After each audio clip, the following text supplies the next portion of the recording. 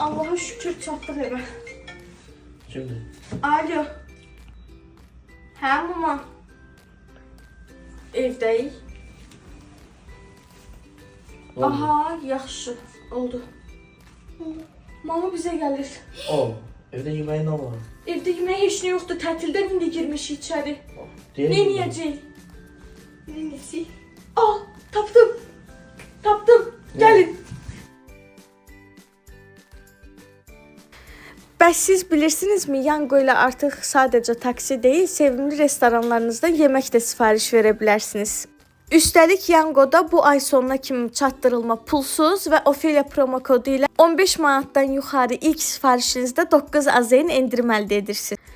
Mənim mamam pizza sevdiyi üçün və evdə hazır yemək olmadığı üçün mənim mamam üçün pizza sifariş elədim və öz promo kodumu yazdım, Ofelia və 9 AZN endirimimi əldə elədim və sifarişimi verdim.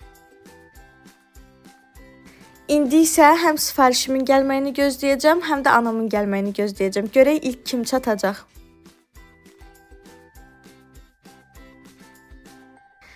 Təbii ki, ilk öncə sifarişim gəldi. Mən də Rabişlə birlikdə süfrəni qurdum və mamam da bizə gəldi. Gözəl söhbətlərlə birlikdə yedik, qarnımız doydu, keyfimiz də düzəldi.